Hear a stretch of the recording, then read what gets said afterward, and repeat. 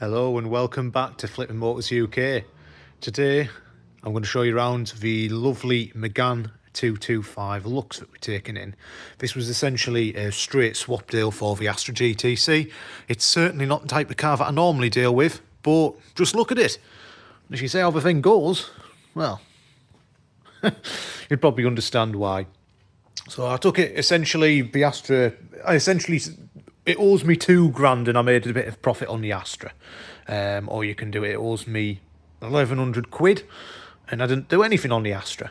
Okay, but either way I'm going to show you around it because it's worth quite a bit more than that, but not in the condition it's in currently. Let's have a look. So headlights a little bit cloudy. I've had a quick go over on them. The front bumper has plenty of lack appeal on it, and it's not the best fitting round there. Okay. Headlight washers do work. I'm in the process of putting fresh number plates in because the car was on a private registration. I've got a rear one to put on here. But yes, to get it right, you'd probably do the full bumper, get rid of all that lack appeal, give it a nice shine. A little bit of lack appeal on the back of the bonnet. Windscreen in good condition. You've also got lack appeal on the mirrors. The wheels overall aren't in bad condition. They're all wrapped in Michelin Pilot Sport 4 tyres. Signs it has been looked after to an extent. You've got Brembo brakes there. The discs all look good. They feel good. They work all right. There is a little bit of curb rash on the tyres. A couple of very minor dents on the door, but it is overall a pretty straight car.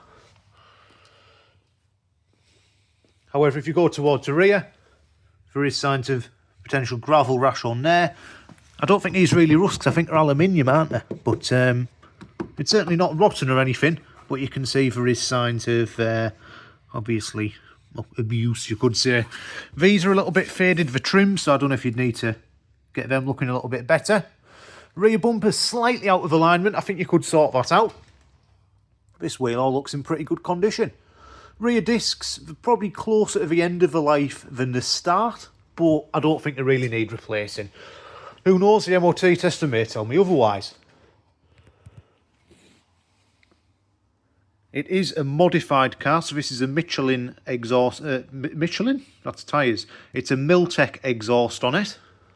And it is, of course, a facelift with a slightly different rear lights on the car. Has got the R26 spoiler as well. And it does have the electric sliding panoramic sunroof too.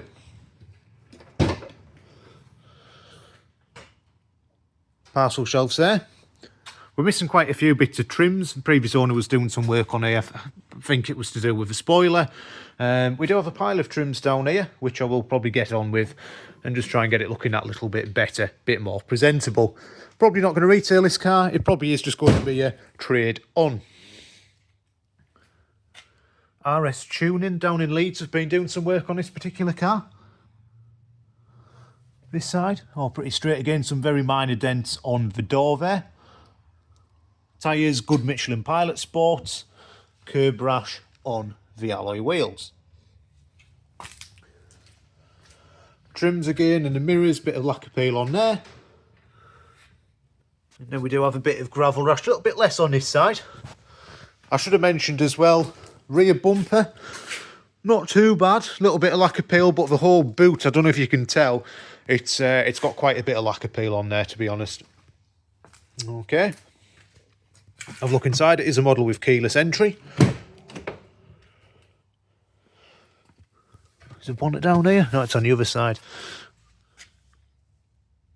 Essentially, I did give a little extra just to keep these seats. They are Recaro seats out of the R26, just to speed things up a bit more, really. I wasn't too bothered about them, but you've got the nice grey seat belts, which will benefit from a clean, and these lovely bucket-style seats. They are Recaro, they are part leather and part Alcantara. I've already given them a quick scrub, and they've come up really, really nice. And lift them forward, I think. There we go. It has still got the standard seats in the rear, which are full leather. All in pretty good condition, though. And from what I'm told, excuse me, there we go. These need to be locked away because they're worth an absolute fortune. I also had an aftermarket Bluetooth kit fitted. Being a Renault, not the best built cars in the world, so you've got, they're all taped up on the door handles. I'm guessing it needs new clips or something. Gear lever. That's annoying actually, I might just rip that thing off. It's a right pain. Aftermarket Bluetooth kit. And we've got the same if you go over onto the driver's side. You can see that the trim has been taped. You've got the glass roof. I haven't seen any leaking or anything from there, so that's good. Blinds all working as well.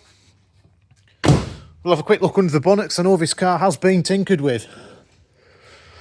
Everything like your washers and wipers and so on, they all seem to work, which is good.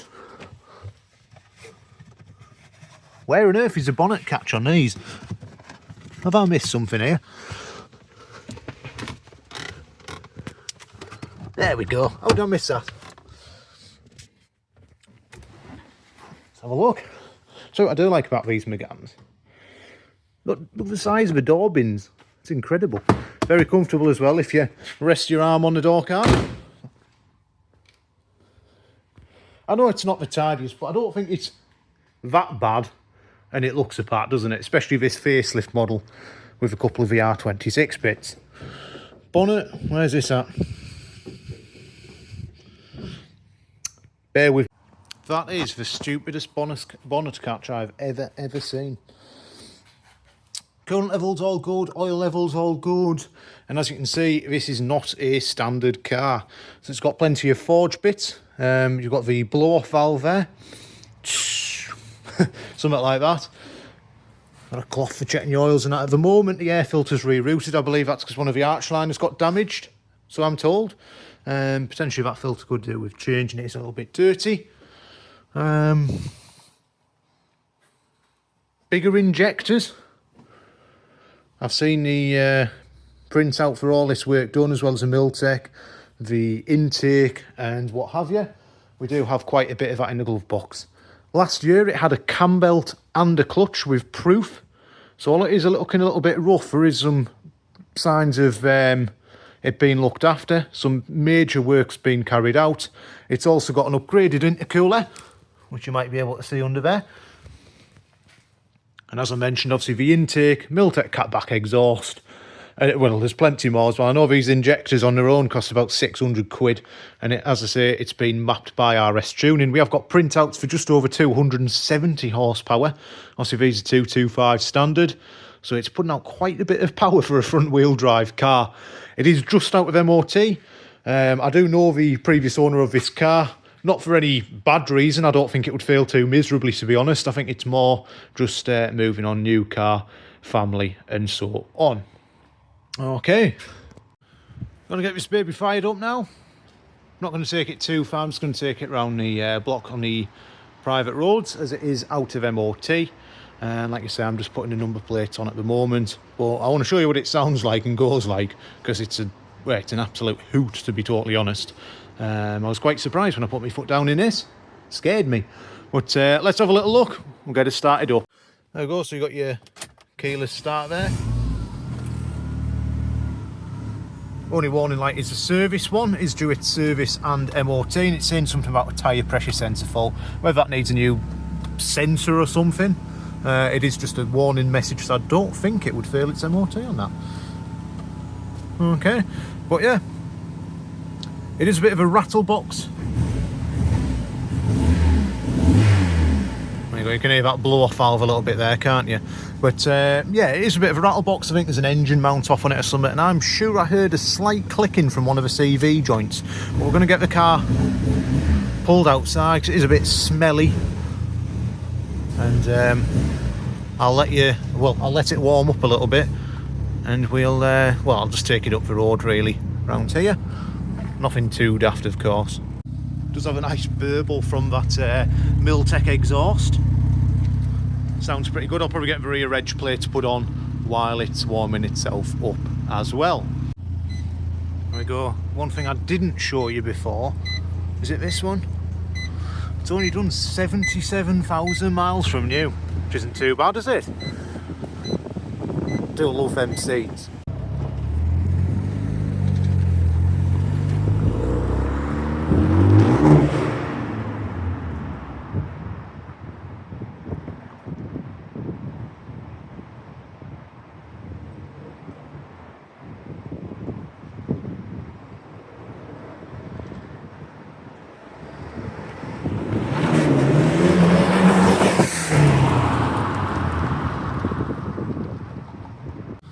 let's face it, I don't think you could retail it, could you?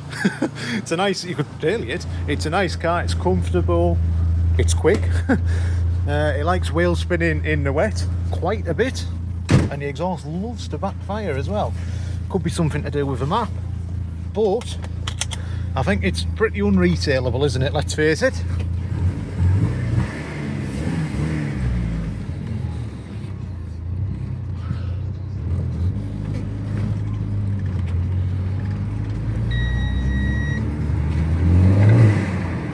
You can hear that blow-off valve, it's absolutely fantastic.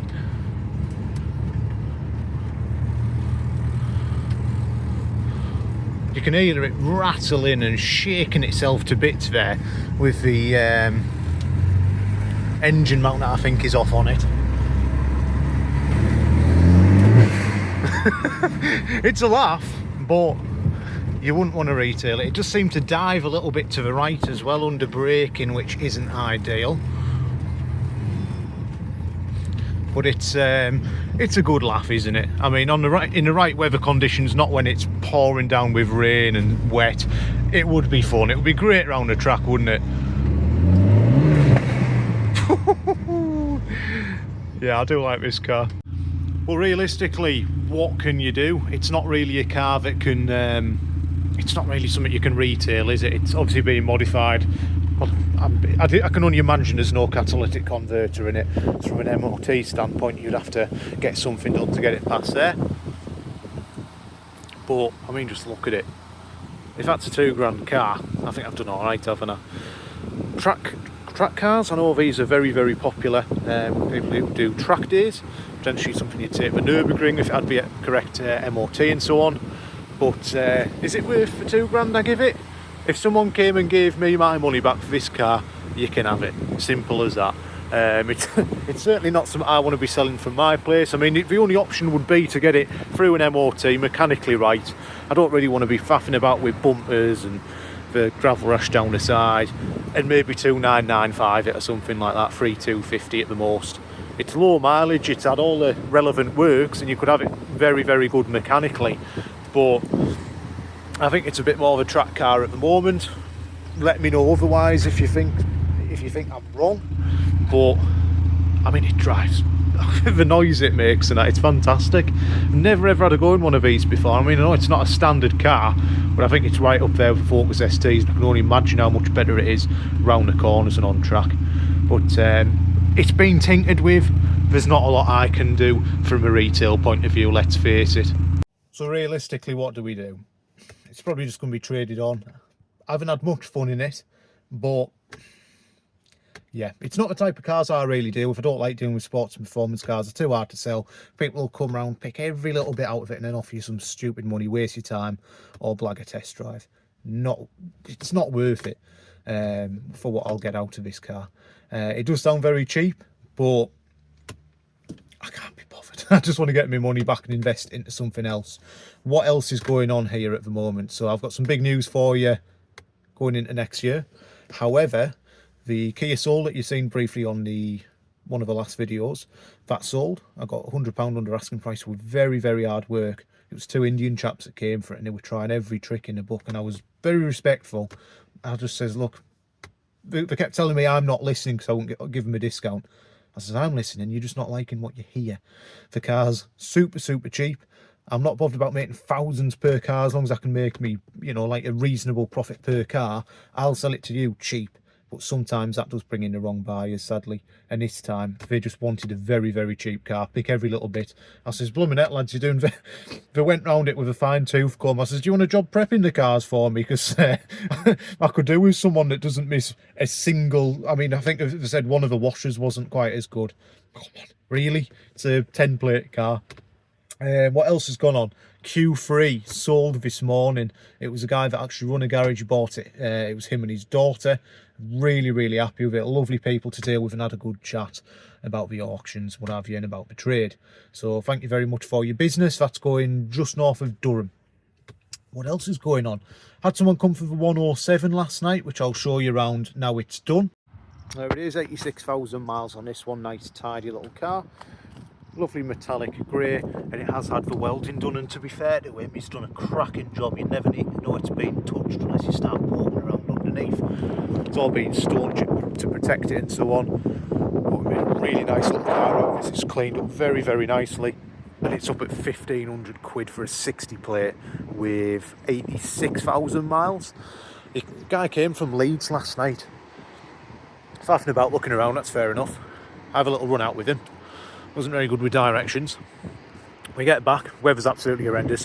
He says, I think there was a little drip. And I was like, oh, for goodness sakes. Obviously, I do all the ingress kits and all on them. I think the aerial base was slightly leaking, so what I did is I got some of the spare foam, padded it out, and it's absolutely fine now. Did that in front of him. I was meant to be going out as well last night. I had plans.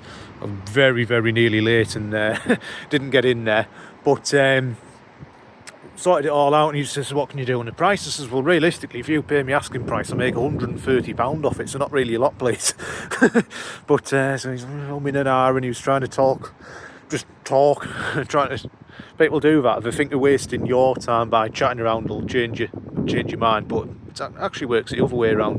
The lads on the Kia did that, and I was too busy cleaning this, so I wasn't bothered. It was more of their own time they were wasting. They had to get to work. But yeah, I says, look, there's not a lot I can do really. Someone will come and buy it, gives 1,500 quid. So yeah, I'll have to think about it. I mean, I was expecting a message. Well, I wasn't expecting a message this morning, but he told me I would be getting one. Obviously, that never happened. The Mini, bought that from Wilson's auction. Checked all inside, seemed all good. I probably should have checked under the bonnet first. It looks as though there might be a head gasket fault with it. Luckily it only owes us, I think it's about 630 quid.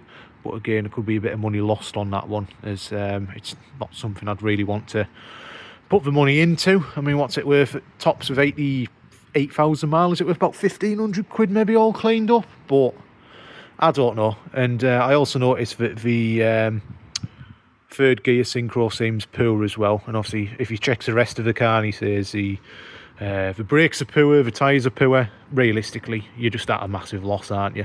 And you might not even get asking price for it anyway, so what's the point? I'd rather lose a couple of hundred quid now, not waste any of my own time, and reinvest it into something else. The Audi was actually the most expensive car I've ever actually sold. So got 3,800 for that in the end. I had it up for 3,950. Nice and easy, cash sale. I need to go and reinvest that money now as well, and the money off the Kia Soul, and buy a couple of more stock cars. Might try and get 2 or 3, something a little bit newer. Obviously the Q3 was one of the newer cars I've had, definitely the most expensive.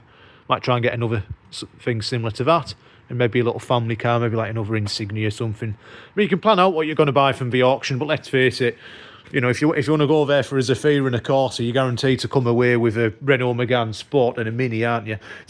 You're never going to come away with what you want. It's whatever's at the right price on the day. So I will be doing a bit of shopping around, have a little look on the Sunday sales, and I think I'm going to have a bit of an afternoon off.